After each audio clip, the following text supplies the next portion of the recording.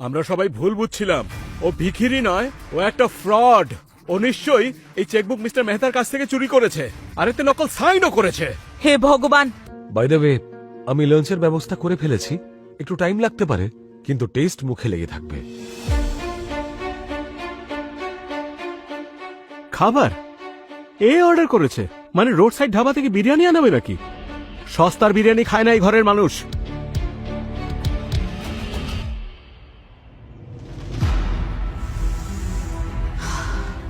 কি দারুণ গন্ধ বেরোচ্ছে, মনে হচ্ছে 5 স্টার হোটেলের কোনো খাবার। কিন্তু ফুটপাতের এই ছেলেটা এফোর্ড কি করে করলো? দেখি একবার। শিওর। ইম্পেরিয়াল মেহতা হোটেল, এটা তো শহরের সব থেকে বড় 5 স্টার হোটেল। আর এই হোটেলের রুল আছে যে কোনো হোম ডেলিভারি করে না। রুল ব্রেক করা যায় না, কিন্তু চেঞ্জ তো করাই যায়। আর যখন হোটেলের মালিক এখানে রয়েছে, তখন ডেলিভারি করানো খুব ইজি, তাই না? তাহলে তুমি বলছো যে ইম্পেরিয়াল রয়্যাল মেহতা হোটেল তোমার? হ্যাঁ দাদু। ও কি করে করছে এত সব? আরে ও নাটক করছে। সকাল থেকে ছেলেটা মিথ্যে বলে যাচ্ছে। আর যদি সত্যিই হয় তাহলে প্রমাণ দেখাও। একদম ঠিক কথা। চলো চেক করি। রয়্যাল মেহতার মালিকের নাম এক্ষুনি সবাই জানতে পেরে যাবে। যদি 1 সেকেন্ডে আমি সব সত্যি না বলতে পারি, তখন বলো। ওনার পৃথ্বীরাজ মেহতা। এই স্লামডগ মেহতা হোটেলের মালিক? সমি, আমাকে দেখাও।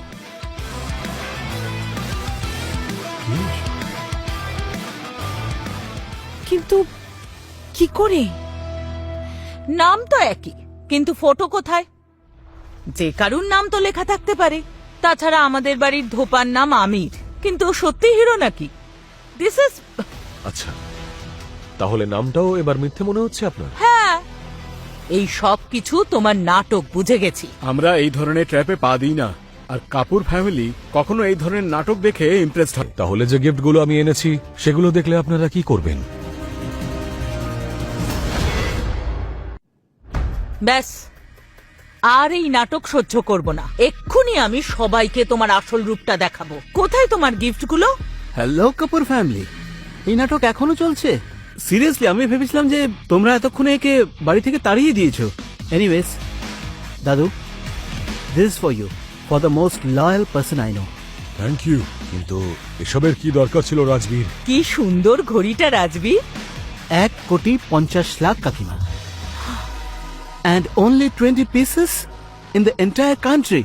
নিশ্চয়ই তুমি লন্ডন থেকে আনিয়েছো, তাই না? Yes, exactly. যখন কাপুর পরিবারের জামাই হতে যাচ্ছি, তো সেটা তো হতেই হবে, রাইট? আর আরো একটা খুশির খবর আছে সবার জন্য। মেহতারা আমাকে লন্ডনের সঙ্গে যাওয়ার অফার দিয়েছে, আর ওখানে যাওয়ার আগে আমি বানির সাথে আমার এনগেজমেন্ট ফিক্স করতে চাই। অনলি ইফ ইউ পারমিট দাদু, I just want to make it official before I fly. চুপ করো রাজবীর, তোমার মতো লোকের সাথে বিয়ে করার চেয়ে ভালো আমি বিষ খেয়ে ছাদ থেকে ঝাঁপ দেব। তুমি যত দামি গিফট আনো না কেন, পুরো দুনিয়া কিনে নাও, আমি নিজেকে তোমার কাছে বিক্রি করব না। তুমি আর তোমার গিফট দুটোই নরকে যাক। তুই কি পাগল হয়ে গেছিস? যদি তোর বিয়ে করতেই হয়, তাহলে রাজবীরকে করবি, এই ভিখিরিটাকে করবি কেন? ওর তো নামটাও মিথ্যে। আমি 1000টা জন্ম নিয়ে নেব, তবু একটা জন্মেও রাজবীরের মতো ফালতু আর নীচ মানুষকে স্বামী হিসেবে মেনে নেব না। মনে হচ্ছে এই পৃথ্বীরাজ তোমার উপর কোনো কালা জাদু করেছে, না হলে আমার সাথে লাক্সারি জীবন ছেড়ে তুমি ওর সাথে ভিখিরির জীবন কাটাতে চাইবে? হ্যাঁ, রিল্যাক্স রাজু। বেবি, হোয়াটস হিজ নেম? রাজবীর। রাজবীর, তোমার গিফটটাও বেশ কিউট ছিল ভাই। এবার এটা দেখো।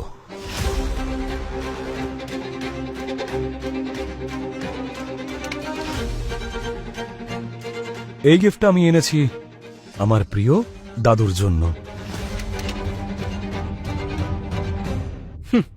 ব্যাস, এই পেন্টিং ওই রাস্তায় যারা আঁকে ওদের থেকে কিনে এনেছো নাকি?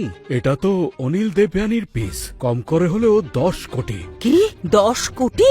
এটা তো এক্স্যাক্টলি সেই পেন্টিংটাই যেটা আমি আর্ট শোতে দেখেছিলাম আমার ফেভারিট আর্টিস্ট দেবযানীর। বানি আমাকে বলেছিল যে দাদু ফাইন আর্ট ভীষণ পছন্দ করেন, তাই আমি ভাবলাম যে আমি বরং দাদুর জন্য তাঁর পছন্দের আর্টিস্টের সব থেকে বেস্ট পেন্টিংটা গিফট করি, পছন্দ হয়েছে? আমি আগেই এই পেন্টিং দেখেছি নিউজে। এটা তো মেহতা গ্রুপ কিনেছিল, তাই না? বাহ, অসাধারণ। অভিনয়ও করে, শপিংও করে, আর এখন পেন্টিংও বিক্রি করছে। বাহ। গিফট টাকা দেখে নয়, ইন্টেনশন দেখে জাজ করতে হয়, আর তোমার কাছে হয়তো দুটোর কোনোটাই নেই। এই পেন্টিং অরিজিনাল হতেই পারে না, এটা নকল। Exact replica of the real one. এতটা নিশ্চিন্তভাবে এটা কি করে বলতে পারো? কারণ যেটা আসল পেন্টিং আমি সেটা গত সপ্তাহেই দেখেছি মেহতাস আর্ট গ্যালারিতে। আমি নিজের চোখে দেখেছি।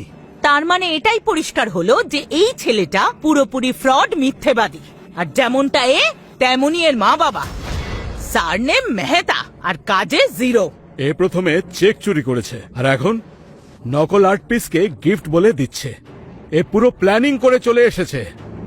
চোখ খোল বানি, তুই তোর জীবনটা একজন নির্লজ্জ, বেহায়া, অকর্মণ্য ফ্রডের হাতে তুলে দিচ্ছিস। তুই কেন বুঝতে পারছিস না মা? এই ছেলেটা 1 নম্বরের ফ্রড, নাটক করছে এইসব। আন্টি, গালাগাল করলে সত্যিটা পাল্টাবে না, কিন্তু যদি আমার মা বাবাকে এর মধ্যে টানা হয় তাহলে উত্তরও পেতে হবে।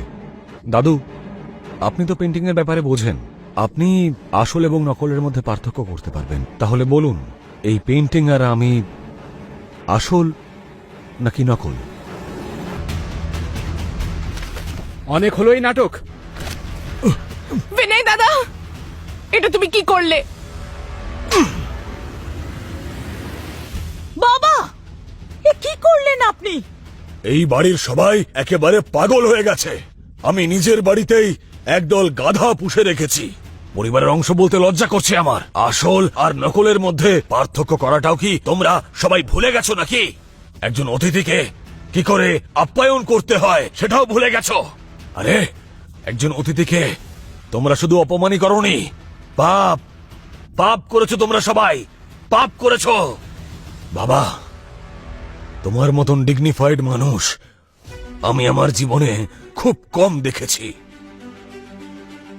হ্যালো শর্মা, পেন্টিয়া গ্যাংয়ের একজনকে রাস্তা থেকে সরাতে হবে।